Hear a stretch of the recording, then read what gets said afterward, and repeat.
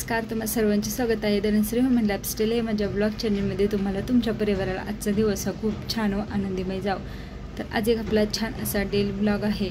आजच्या ब्लॉगमध्ये मी तुम्हाला खारं वांग माझ्या पद्धतीने मी कसं करते तर त्याची रेसिपी तुमच्याबरोबर शेअर करणार आहे। तर रेसिपी नक्की पहा। तुम्हाला जर माझ्या रेसिपी आवडत असतील तर नक्की मला कमेंट करून सांगावं। मी याच्या आधीच मनी प्लांट घरच्या घरी DIY करून मनी प्लांट लावलेला होता, तर त्यावरती आज डेकोरेशन करणार आहे, तर तेही तुमच्याबरोबर शेअर करणार आहे। चला तर मग आता आपल्या व्हिडिओला सुरुवात करूया। खारं वांग करण्यासाठी ते मी 6 हिरव्या मिरच्या घेतलेल्या आहेत। तुमच्या आवडीनुसार तुम्ही तिखट कमी जास्त करू शकता।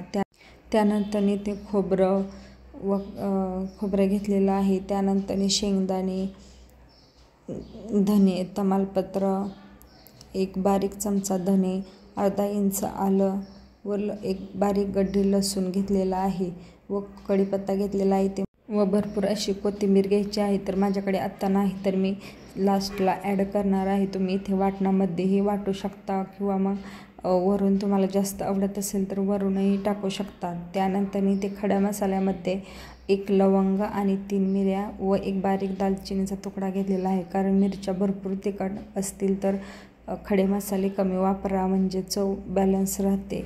चला तर मग आता आपण रेसिपी पाहू। तर इथे वांगे मी फ्रीजमध्ये जर ठेवले असते तर ते शिजत नाहीत, म्हणून मी ते ओल्या नॅपकिनमध्ये मी गुंडाळून ठेवलेले आहेत व आजच आणलेली ताजी वांगी आहेत। तर ताज्या वांग्याचे छान अशी भाजी होते। तर फ्रीजमध्ये न ठेवता अशा प्रकारे तुम्ही बाहेर ठेवून ताजी करा, खूप चवीलाही फरक राहतो। तर आता कट करून घेऊया।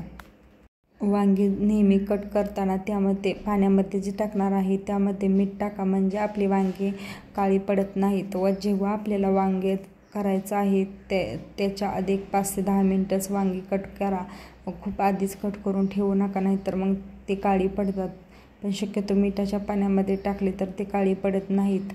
तर अशा प्रकारे चेक करून घ्या आतमध्ये कीड वगैरे आहे की नाही ते। या वांग्यांना काटे आहेत तर मी थोडेसे काटे काढत आहे। तुम्हाला जर काट्यासहित वांग आवडत असेल तर नक्की तुम्ही काटे ठेवू शकता। तरी ते आता मी कढईमध्ये मिरच्या थोड्याशा आधी भाजून घेणार आहे। आपले हे वाटण भाजून घेण्याचे कारण असे की त्यातील कच्चेपणा जो काही असेल तर तो निघून जातो। तर अशा प्रकारे थोडेसे तेलावरती त्याला छान असे परतून घ्यायचे, म्हणजे त्यातील कच्चेपणा निघून जातो व आपल्या भाजीला चवही खूप छान अशी येते। तर पहा अशा प्रकारे मी थोडेसे भाजून घेतलेले आहे। त्याच कढईमध्ये आता तेल घेतलेलं आहे, 1.5 चमचा इथे मी तेल घेतलेलं आहे। त्यामध्ये 1 चमचा मोहरी टाकून मोहरी चांगली तडतडली की त्यानंतर इथे मी मोठे खडे मीठ घेतलेले आहे चवीनुसार। तर त्यानंतर हळद घेतलेली आहे व आपण चिरून ठेवलेली वांगी यामध्ये टाकून छानपैकी असे ते आता आपण शिजवून घेणार आहोत। तर खडे मीठ तेलामध्ये टाकल्यामुळे आपल्या भाजीला चव खूप भारी येते।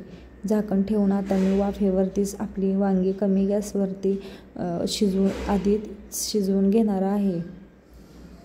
अशा प्रकारे तेलात वाफेवरती शिजवून घेतली म्हणजे आपली भाजी पटकन शिजते व चव खूप छान येते व आपली ताजीच वांगी आहेत तर नक्कीच भाजीला चव खूप भारी येते। त्याच तेलामध्ये आता मी एक कांदा बारीक असा चिरून घेतलेला आहे, तो चांगला भाजून घ्यायचा व त्यानंतर कढीपत्ता तेलामध्ये टाकलेला आहे। कांदा चांगला छान असा परतून झाला की त्यामध्ये पुन्हा 1 चमचा तेल टाकून खडे मसाले यामध्ये आता तेलामध्ये टाकून द्यायचे व त्यानंतर आपण तयार करून घेतलेले वाटण या कढईमध्ये टाकून आता वाटणही पुन्हा छान असे तेल सुटेपर्यंत परतून घ्यायचे। तर पहा अशा प्रकारे छान असे परतून घेणार आहे। त्यानंतर यामध्ये थोडीशी हळद टाकलेली आहे।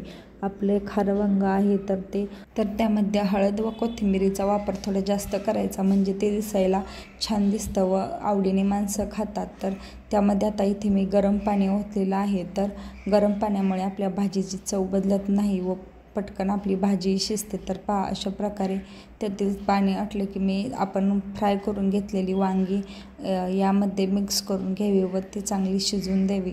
तुम्हाला जर ग्रेव्ही कमी दाट किंवा घट्ट आवडत असेल तर तुमच्या आवडीनुसार तुम्ही ते पाणी कमी जास्त करू शकता. पण पाणी ओतताना गार न ओतता गरम होता म्हणजे आपली भाजी पटकन अशी शिजते व चवही खूप भारी येते. तर तयार झालं आपलं मस्तपैकी असं खारं वांगं. तर आता मी सर्वात लास्टला कोथिंबीर टाकून छानपैकी असे खाण्यासाठी घेणार आहे. तर पहा किती दिसायलाही भारी दिसत आहे. तुम्हाला जर रेसिपी आवडली तर मला नक्की कमेंट करून सांगा. आता उन्हाळा चालू आहे तर आपल्याला जेवण जात नाही, तर त्यासाठी इथे मी जवसाची चटणी केलेली आहे. आधीच वाळल्या मिरच्या मी वाटून घेऊन त्यानंतर मी जवस भाजून छानपैकी असे त्याची चटणी करून घेतलेली आहे. खाण्यासाठी खूप भारी असे लागते. तर नक्की तुम्ही चटण्या अशा प्रकारच्या चटण्या बनवू शकता. त्यानंतर संध्याकाळी जेवण झाल्यानंतर मी गवार निवडत आहे, कारण दुसऱ्या दिवशीची तयारी ही आपल्याला आदल्या दिवशीच करावं लागते. तर डब्बा व नाश्ता याची तयारी मी करून घेते. उद्या चटणी करायची आहे खोबऱ्याची, तर त्याचीही तयारी आधीच करून घेतलेली आहे.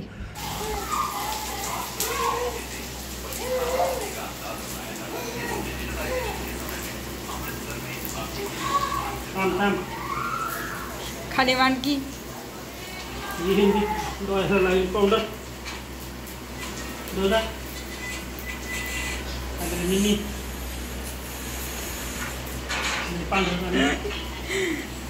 मामाने पांढरं केलंय काय तिले थंड पुसायचा रुमाल म्हणावते आमचा.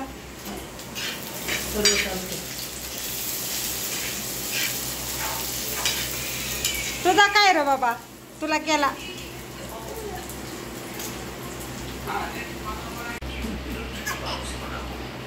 हालू नको. अरे मामा कुठं टिळा लावलाय तू? पिल्या मामा टिळा कुठं लावलाय?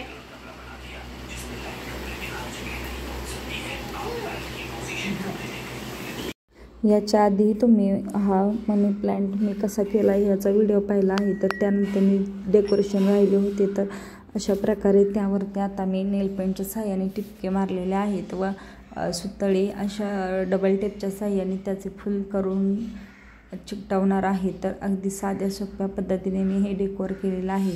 तुम्हाला जर यापेक्षा काही नवीन आयडिया असतील तर तुम्ही नक्कीच डेकोर करू शकता. तर आपले फेकून देणाऱ्या डब्यापासून छान असं मनी प्लांटचा पॉट आपण बनवलेला आहे. तर मी तुम्हाला लास्टला दाखवतेच कशा प्रकारे ते दिसत आहे ते.